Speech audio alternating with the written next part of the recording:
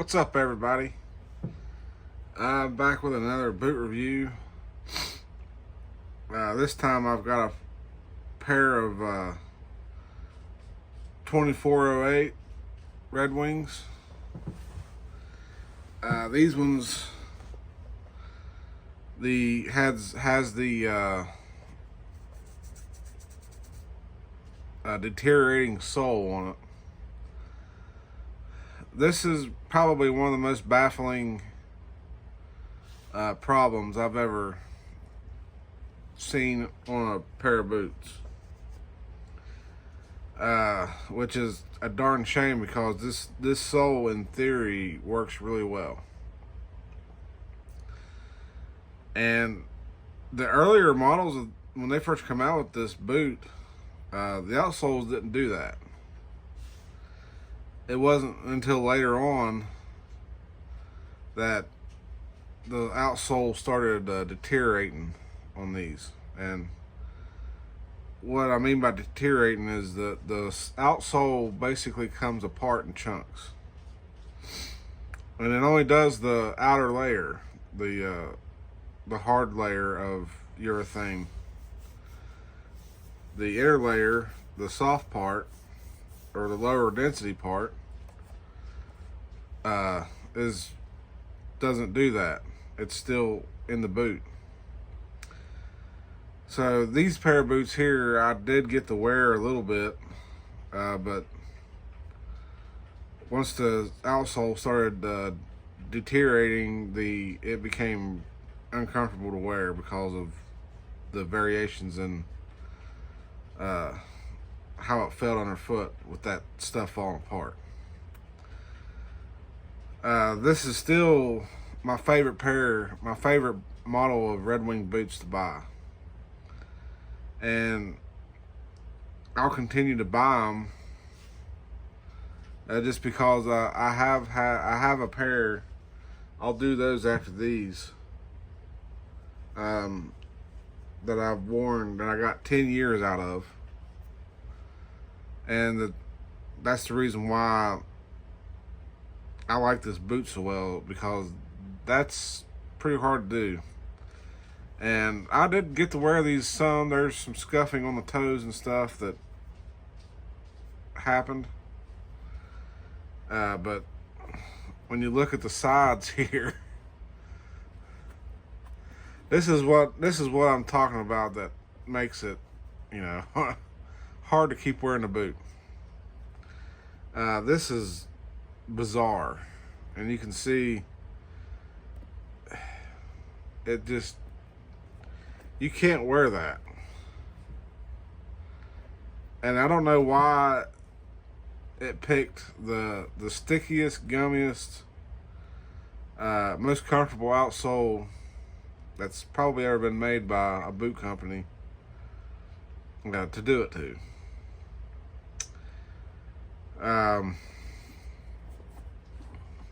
As you can see, the bottoms of the tread on the bottom, there's still plenty of life left as far as grip and stuff. But, you can't go around walking on delaminating outsole. The heel does it really bad, but you can see that black sponge is that's the low density cushiony urethane that makes up the core, and then this flap here that comes off, that's the harder density that provides the durability and wear resistance. And you can see it just flakes off. It comes right apart, and the whole outsole does this. I mean, even if it does it in one spot, it probably wouldn't be as bad. You could still wear it, but yeah, you're not gonna be able to wear that. That's an impossibility. But the uppers are still in really good shape, which is why I'm going to more likely send these back to Redwing and see if they'll put a new 2.0 super sole on these, because the uppers are still perfect. They just need cleaned up a little bit. Where this boot's been sitting around now since the problem became unwearable. So I just have to put the money together, and I probably could take these down to my local Redwing dealer and maybe they can mail them off to Redwing for me. I don't know how that's going to have to work. The other boot is almost as bad, if not worse. I mean, you got it just, why this happens, I don't know. But you know, a lot of people aren't too thrilled about this. You know, especially when you spend basically $280 for these. They're pushing the $300 mark, and to have the outsole do this prematurely is, in a lot of people's eyes, unacceptable. But you know, that's why they're resolable. I mean, it's a problem that can be fixed. You just have to send them off the Redwing, and they'll cut that off, and they'll put a brand new 2.0 super sole on there for you. As you can tell, this one right here, a hole formed and went straight down to the fiberglass shank right there. Very bizarre. I tried to wear them one day with it doing this, just to see if it was possible, because these were my last pair of wearable 2408s. Like I said, my other pair that I have that were 10 years old, they disintegrated, or the leather actually broke away from the welt. It just, the boot rotted away. Which that'll be in the next video of these. As you can tell, I've owned a few pairs of these. Once I get them back, I'm hoping they'll be perfect again.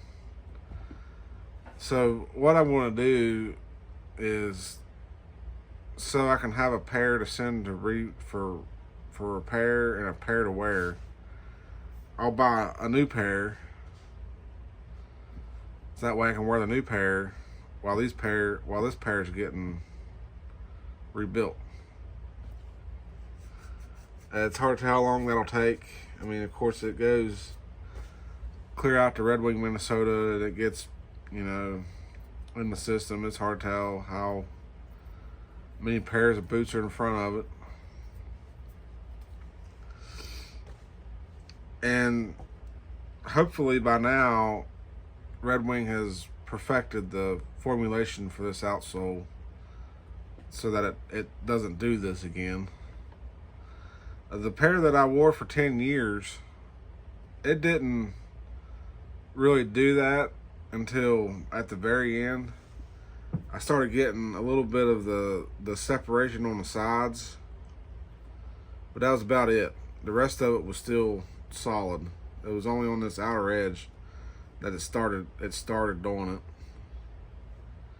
it. So I kept wearing that boot until I finally had a blowout on the side here that deemed the boots unwearable. And then I recently looked at the old pair that I wore for 10 years, and noticed that the outsole had gotten progressively worse as far as deteriorating. So it's a time thing, I think. It just happens. Now I've got a pair of the 2414s, which is the Gore-Tex lined waterproof version of this boot. And that'll also be coming up in an upcoming video, and as far as I can tell, those haven't started doing that yet. But these 2408s, I mean, these were my go-to, you know, summertime work boots. Like warm, sunny days, dry. And even though these aren't technically waterproof, the boot is built so well that you can get these wet and your feet will stay dry. I don't know how they manage to do that, but it just comes down to the quality of the construction of these, minus the outsole. But as far as from the welt up, your feet stay dry until you get a hole in them somewhere. So I mean, yeah, these can be, you can wear these in standing water. I have in my old pair, and I bought these pair to replace the old pair once they started, you know, getting showing signs of really hard wear. And I had some leather cracking going on in where the boot flexes it right here where the crease is. It was starting to crack apart pretty bad. So I went ahead and bought this pair to replace those once those blowed out. And now we're here where the replacement pair didn't seem to make it very far at all before the outsole started deteriorating. These laces that are on these, Redwing has since changed laces. The first pair of 408s I bought had the laces on them that they use now, and for a while they switched from those laces to these laces, and these laces are more of a, I think they're like a fatter, softer lace. I guess they're not as harsh on the hands. I didn't have a problem with the old laces, but these laces last the lifetime of the boot. I mean, I would say as long as you don't, you know, burn them up wearing them while you're welding or something or cutting metal, I'm sure that would blow them out pretty quick. But under more normal wear and tear, these laces last the lifetime of the boot. I've got the pair that I've had wore for 10 years, have the same laces on them that were on them from the factory, and it's these same laces, and I never had a failure. I never had a lace failure. The hardware on the old pair, just like these, I've never had a failure with hardware. These, of course, these have the solid brass machined speed hooks, and the eyelets at the bottom, I've never had one pull out or pull loose. It's just a simple design. Like, all it is the basic design of a boot, but they've beefed it up quite a bit and improved on it to a point that it works. Never had the padded collar come apart on me. Never had pull loop on the back brake. And, you know, 10 years of wear, and you never have something like that happen. It's pretty remarkable. I mean, I know this ain't the first boot review on this model boot. There's been several, but I think each pair on different feet wear differently, so you kind of have to see the perspective of each person, and everybody's going to have different experiences with this boot. I mean, I've seen people that claim this is the worst boot they've ever bought. I don't know why. I guess maybe the weight, because they are heavy. But, and then I've seen more reviews of people saying this is the best boot Redwing's ever made. And I tend to lean on the favor of the ones that say this is the best boot Redwing's ever built, because it truly is. I mean, the leather on this boot is heritage quality leather. Like, this is full grain, oiled. You got the pebbling. I mean, this is top-notch leather from SB Foot and Tannery out of Redwing, Minnesota. As far as work boot leather, I don't think it gets much better than this. And the texturing is different from boot to boot, which I like, because that goes to show the uniqueness of from bull to bull. You know, from their actual skin texture from bull to bull is different. So each pair has a different, or each boot's going to have a different, may have a different texture in the leather, and it's like gives it its own fingerprint in a way. It's very unique. Of course, he's used the good old Puritan triple stitch machine that makes the strongest boot seams in the world, I think, with the waxed thread.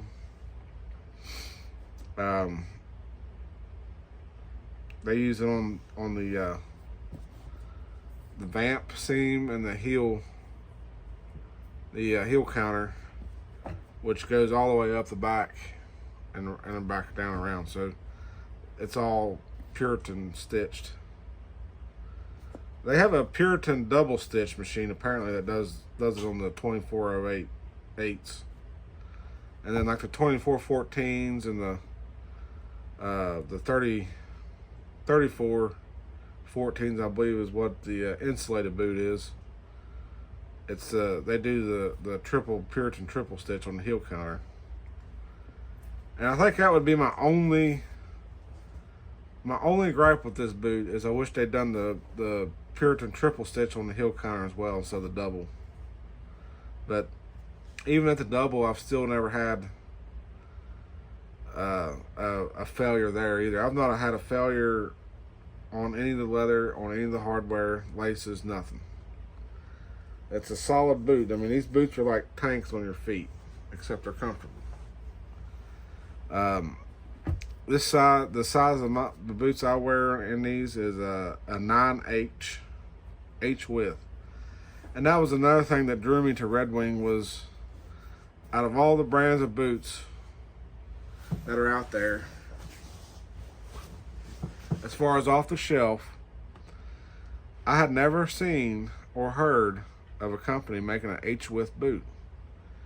It was always, a D width or a double E width, or a D width and an E width, or some of Thorogoods goes up to a triple E width in some cases. But Redwing goes to an H, and after talking to the salesman that sells these, they said that an H width is the equivalent of a quadruple E. So instead of just having 4 E's out there, they just decided to do an H to save, I guess, space on the label. But I like that anyways. It kind of makes me feel unique that I wear an H width boot that you don't hear a lot of from other boot companies. And then, of course, you go to the Pacific Northwest boots, the custom boots. They can go as wide. I don't know. Let's see. I know they make an F width, which alphabetically F comes before H. So I would think that an F width would be narrower than an H width. But I think I've seen Nicks may make a quadruple F, and that would be a pretty extreme case. I mean, you have to have probably some of the most Fred Flintstone looking feet in the world to have that. But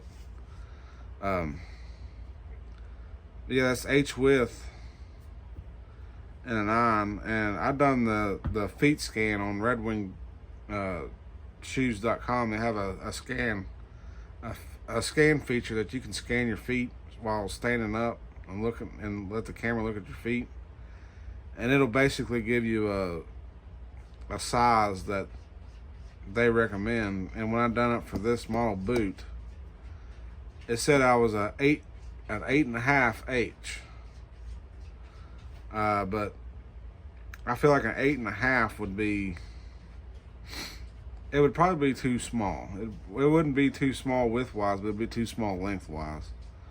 I feel like it would cause me some discomfort in some way or another. So I'll probably just stick with a 9. A 9 is only a 1/16 of an inch longer than an 8.5. But that 1/16 of an inch may make a difference in one toe or so. So I feel like the 9H is probably the perfect size for me in this boot. Of course, this may be a little bit shorter video because it's not an unboxing. I'll get a new pair. I'll definitely do an unboxing of those as a review. I've bought a few pairs of boots lately. I know I've bought a few pair, but that's part of my hobby. You know, I do have a lot of boots. That's kind of the reason why I picked boot reviews as part of the content on this channel, is because I've got so much content available to make, so I won't have to worry about running out of content. Plus, I'm buying boots all the time. I've got multiple different pairs of different brands. That most of it is American made. I bought a pair of those cheesy boots that I did a review on a while ago. They were made in China, but those were more or less an April Fool's joke video of somebody that does boot reviews, is to buy a pair of the cheapest looking, cheesiest boots that they can find. If anybody's ever watched the Boot Guy, I don't think he does videos anymore, but he done something like that similar on April Fool's on his channel. And he done it with the Brahma Odin, which is a soft toe, $20 boot. It literally was $20 was the price of it. It was probably the cheapest, most ridiculously made boot I think I've ever seen. And I had a pair of those before, back when I was, light in the pockets and couldn't really afford much. And I had to have a pair of boots to wear to a job that I had. It didn't require steel toes, but I'd have something, so I bought a pair of those Brahma Odins, and they lasted about a week. And then the outsole was mashed flat. It was made out of that flip-flop material. I think it's called TPU is what the outsole was made out of. And after walking around on it for a while, the weight, my body weight would basically mash it.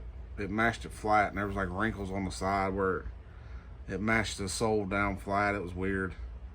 And then the eyelet on the bottom, one of the eyelets on the bottom before you got to the, well, it didn't have speed hooks on it. It wasn't that classy. It was basically eyelets all the way up. It was only a 6-inch high boot, and one of the eyelets I remember pulled right out of the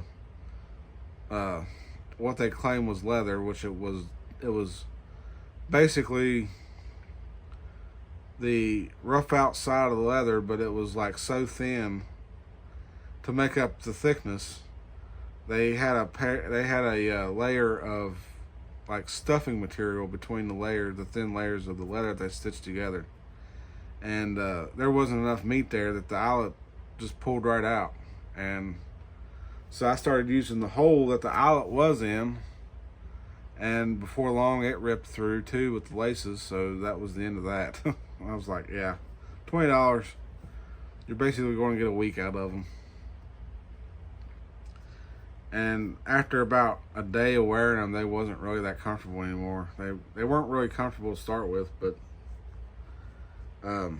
they yeah, after a day they weren't worth 10 cents in my book. So yeah, going from that to these, that's a 10,000% upgrade. But yeah, I think that's probably going to do it on this one. These are basically my OG work boots. This model boots my OGs. And as long as they keep making them, I'm probably going to keep buying them. I'm just hoping that by now they've got the outsole situation figured out. I don't know if they had to do a reformulation or what, but I guess we'll see. And so don't forget to like, comment, subscribe, all that YouTube stuff. And we'll catch y'all on the next one. Later.